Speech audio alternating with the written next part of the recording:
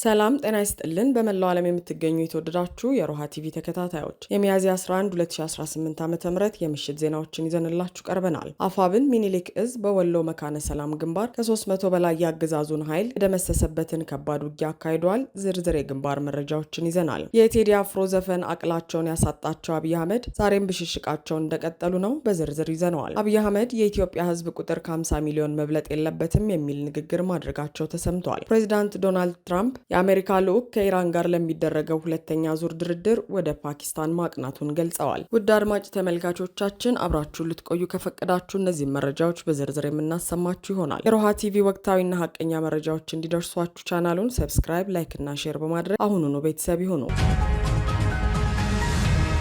አፋብን ሚኒሊክ እዝ በወሎ መካነ ሰላም ግንባር ከ300 በላይ ያገዛዙን ኃይል የደመሰሰበትን ከባድ ውጊያ አካሄደ። የአፋብን ወሎ ቤተ አማራ ሚኒሊክ እዝ 105ኛ ኮር አህዶች ታላቅ የጦር ሜዳ ጀብዱ ፈጽመዋል። ባለፉት 24 ሰዓታት በመካነ ሰላም ግንባር በተካሄደ ውጊያ ያገዛዙ ኃይል ከፍተኛ ሰብአዊና ቁሳዊ ኪሳራ ደርሶበታል። ኮሎኔል ተስፋይና ኮሎኔል ዘላለም እየመሩት ወደ ግዳጅ የገባው ኃይል ከባድ ድምሰሳ ደርሶበታል። የአፋብን ምስራቅ አማራ ቀጠና ሚኒሊክ እዝ 105ኛ ኮር 29ኛ ክፍለ ጦር ሰራዊት ከ45ኛ ክፍለ ጦርና ከ47ኛ ክፍለ ጦር ከተውጣጡ ሻለቃዎች ጋር በመቀናጀት በተወሰደ እርምጃ የ11ኛ እዝ 203ኛ ኮር ወታደሮችን እንደ የአድማ ብተና 21ኛ ሻለቃ በርካታ ኃይልን መደምሰስ ማቁሰልና መበተን ተችሏል። የመካነ ሰላሙ 29ኛ ክፍለ ጦር ሰራዊት ወግዲው 45ኛ ክፍለ ጦር አንደኛና አራተኛ ሻለቃ እንዲሁም ከ47ኛ ክፍለ ጦር አትሮኖስ ሻለቃ ተቀንሰው ለግዳጅ የመጡ መሃል ሳይንት አናብስት በሰሩት ኦፕሬሽን ከ300 በላይ የጠላት ኃይል ከጥቅም ውጭ ሲደረግ ጠላት ቆጥሮ የቀበረው ብቻ 170 መሆኑን የውስጥ አርበኞች አረጋግጡ። 27 የሚሆኑት ደግሞ በየሰርቻው ወድቀው ተገኝተው ማህበረሰቡ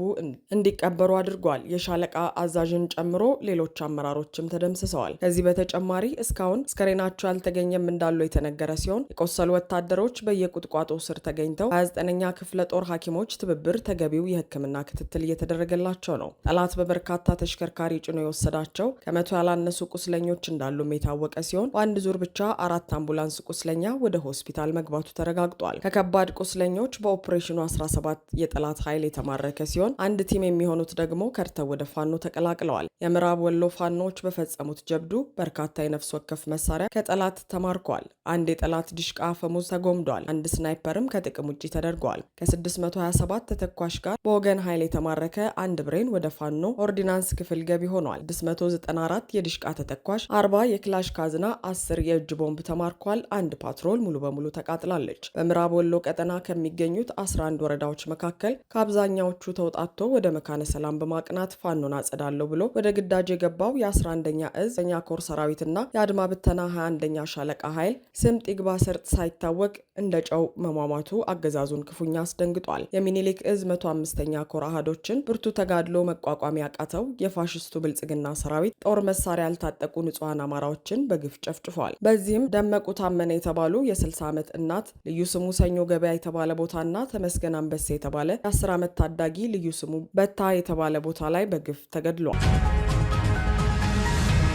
የቴዲ አፍሮ ዘፈን አቅላቸውን ያሳጣቸው አብይ አህመድ ዛሬም ብሽሽቃቸውን እንደቀጠሉ ነው። ድምፃዊ ቴዎድሮስ ካሳሁን ኢቶሪካ የተሰኘውን 18 ሙዚቃዎችን የያዘውን የሙዚቃ አልበም ሚያዝያ 8 2018 ዓ.ም ለህዝብ ማድረሱ ይታወቃል። የዚህን ሙዚቃ መለቀቅ ተከትሎ የብልጽግናው መሪ አብይ አህመድና ሎሌዎቻቸው የማያቋርጥ የቁራ ጩኸት እያሰሙ ነው። የቴዲ አልበም በተለቀቀ በተመሳሳይ ሰዓት በአሰላ ያደረጉትን ንግግር አሰራጭተዋል። በዚህ ንግግራቸው ተራ ጩኸት አይረብሸንም፣ ከፊታችን ያሉ ጉቶችን ነቅለን እንጥላለን ሲሉ መፎከራቸውም አይዘነጋም። ታዲያ አብይ አህመድ አልበሙ በተለቀቀበት ዕለት የጀመሩትን ብሽሽቅ ቀጥለውበት በዛሬው ዕለትም አዲስ አበባ ወጥተው ተመሳሳይ ስድብ አዘል ብሽሽቅ እያሰሙ ነው። አብይ በዛሬው ዕለት ቴዲ ከፈጠረው ማዕበልና ካሳደረባቸው ጫና ሳይወጡ በዛሬው ዕለት ወደ ኦሮሚያ ክልል ተጉዘዋል። በኦሮሚያ ክልል ደንዲ ተጉዘው በሽመልስ አብዲሳ ታጅበው ህዝቡ ወጥቶ እንዲቀበላቸው አድርገዋል። ታዲያ በዚህ ወቅት በብስጭትና በንዴት ባደረጉት ንግግር ራሳቸውን በንስር ድምፃዊ ቴዲ አፍሮን ጨምሮ ሌሎች ከብልጽግና ምህዋር ውጭ ያሉ ኢትዮጵያውያንን ቁራ ናቸው ብለዋል። ዘለፋና የጥላቻ ንግግር መለያቸው የሆነው አብይ ለራሳቸውና ለሚስታቸው መዝናኛ እስኪመስል ድረስ በየወሩ ሰርተው በሚያስመርቋቸው ሪዞርቶች የኢትዮጵያን ከፍታ ያዋለዱ፣ ህዝቡን ከድህነት ያወጡ፣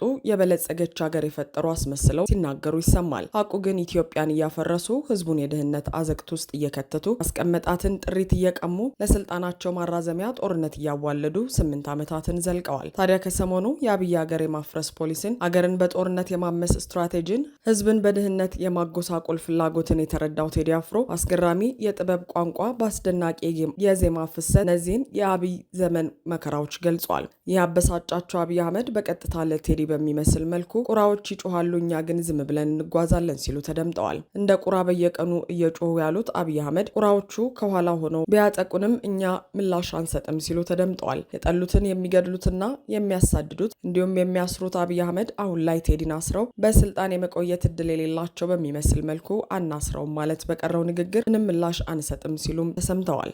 የንስርና የቁራን ዝምድና ማየት ጠቃሚ ነው። ንስር በባህሪው አርቆ የሚያይ ብዙ ከለሮች የሚያይ በከፍታ የሚበር በከፍታ የሚመላለስ ከከፍታውም በከፍተኛ ርቀት አይቶ አልሞ አድኖ መብላት የሚችል በጣም ብርቱ የብዙ ጀግንነት የብዙ ብቃት መለኪያ ነው። ቁራ በአንጻሩ የቆሸሸ ቦታ የሚውል በመጮህ በማልቀስ አካባቢ ይበክል ባለበት አካባቢ ላይ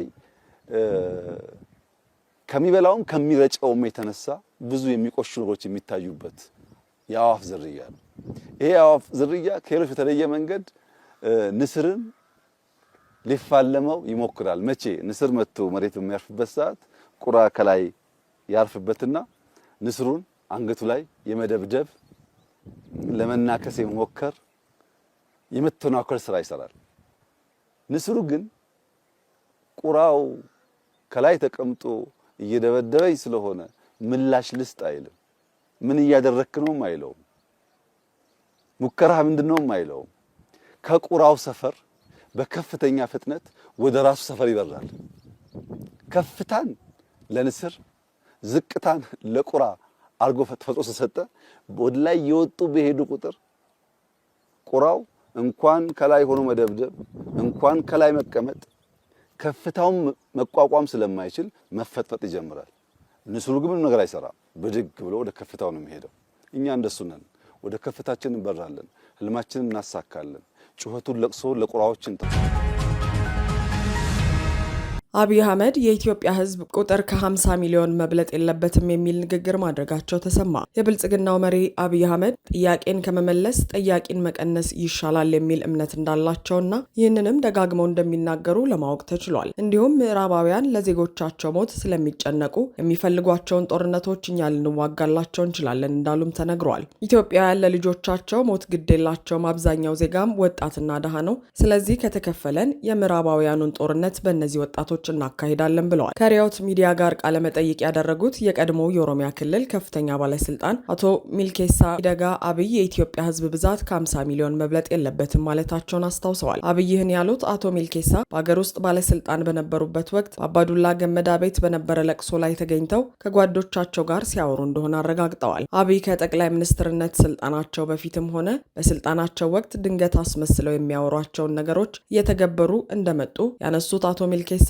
እነዚህ ንግግሮች ችላ ተብለው የሚታለፉ አይደሉም ብለዋል። ኢትዮጵያ አሁን ካላት ህዝብ ውስጥ 80 ሚሊዮኑ አያስፈልገንም ብለው ያምናሉ ያሉት የቀድሞ ባለስልጣን ይህን ለመተግበርም እየሰሩ ነው ብለዋል። ትግራዩ ጦርነት ወቅት የመከላከያ አመራሮችን ሰብስበው በነበረበት ወቅት በአንዳንድ የመከላከያ አዛዦች ህዝብ እያለቀ ነው፣ ወጣቱን ጨረስ ነው ተብለው ሲጠየቁ አምራች ላልሆነ ወጣት አትጨነቁ ማለታቸውን አስታውሰዋል። ሆኖም አብይ ጠያቂ እንዳይበዛባቸው ስልጣናቸው እንዲረዝም ብዙ ህዝብ እንደማያስፈልግ ያምናሉ። ለዚህ ደግሞ በማፈናቀል በጦርነትና በረሃብ እንዲያልቅ እያደረጉት መሆኑን ከወቅታዊው የአገሪቱ ሁኔታ ተነስቶ መበየን ይቻላል። ይህ በእንዲህ እንዳለ ከሰሞኑ ለሕክምና ወደ ውጭ መሄዳቸው የተነገረላቸው የብልጽግና የደህንነት ሹሙ አቶ ሬድዋን ሁሴን ግንባራቸው ተሰንጥቆ ጸጉራቸው ተላጭቶ ታይተዋል። በዛሬው ዕለት አነጋጋሪ ሆነው የዋለው የሬድዋን ፎቶ ባልተለመደ ሁኔታ ግንባራቸው በድምፅ አልባ መሳሪያ ማለትም በመጥረቢያ አሊያም በገጀራ የተፈነከተ መስሎ ፎቶቸው ወጥተዋል። ከቀናት በፊት ሬድዋን ለሕክምና ወደ ውጭ ሀገር ማቅናታቸውን ሮሃ ዘግባ የነበረ ሲሆን የህመማቸውን አይነት ግን ማረጋገጥ አልቻለችም ነበር። አሁን ግን ግንባራቸው ተፈንክቶ የታዩ ሲሆን በቀጣይ በዚህ ጉዳይ ላይ የሚኖር ተጨማሪ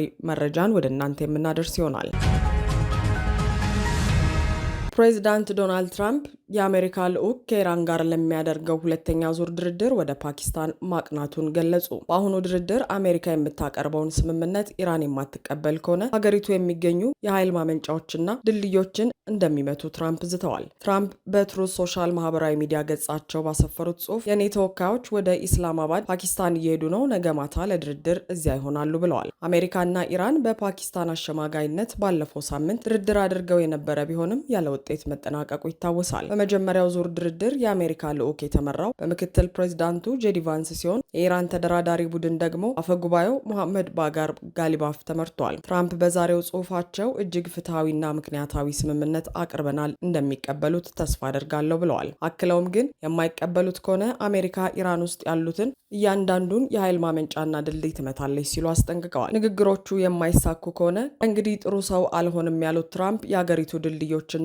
የኃይል ማመንጫዎች በፍጥነት ይወድቃሉ፣ በቀላሉ ይወድማሉ ሲሉም ጽፈዋል። ሁለተኛ ዙር ድርድር ሊደረግ ስለመሆኑ እስካሁን ከኢራን በኩል አልተሰማም። የኢራን ምክትል የውጭ ጉዳይ ሚኒስትር ግን ለቀጣይ ዙር ድርድር የተቆረጠ ቀን አለመቀመጡን መናገራቸውን ሮይተርስ ዛሬ ዘግቦ ነበር። ሌላኛው የዜና ወኪል ኤፒ ያወጣው ዘገባ ደግሞ ድርድሩ ይካሄዳል ተብሎ በሚጠበቅበት ኢስላማባድ ከተማ የደህንነትና ሌሎች ዝግጅቶች እየተደረገ መሆኑን ያመለክታል። በሌላ በኩል የአሜሪካ ፕሬዚዳንት ዶናልድ ትራምፕ ኢራን በትናንትናው ዕለት በሆርሙዝ ወሽመጥ ጥይት ለመተኮስ ከወሰነች በኋላ የተኩስ አቁም ስምምነቱን ጥሳለች ሲሉ ከሰዋል። ይህ ጥሩ ነገር አልነበረም ሲሉ በማህበራዊ ሚዲያ ገጻቸው የጻፉት ፕሬዚዳንት ትራምፕ የተተኮሰው ጥይት ያነጣጠረው የፈረንሳይ መርከብና ከዩናይትድ ኪንግደም በተነሳ ጭነት ላይ መሆኑን ገልጸዋል። አሜሪካ የቀድሞውንም ሆርሙዝን መዝጋቷን በመጥቀስም ኢራን በወሽመጡ የሚደረግ ጉዞን ለማገድ ያሳለፈችውን ውሳኔ እንግዳ ሲሉ ጠርተውታል። ሳያውቁት እኛን እየረዱን ነው፣ መተላለፊያው በመዘጋቱ በቀን $500 ሚሊዮን የሚያጡት እነርሱ ናቸው፣ አሜሪካ ምንም ነገር አታጣም በማለት ጽፈዋል። ኢራን ጦርነት ከተጀመረበት ወቅት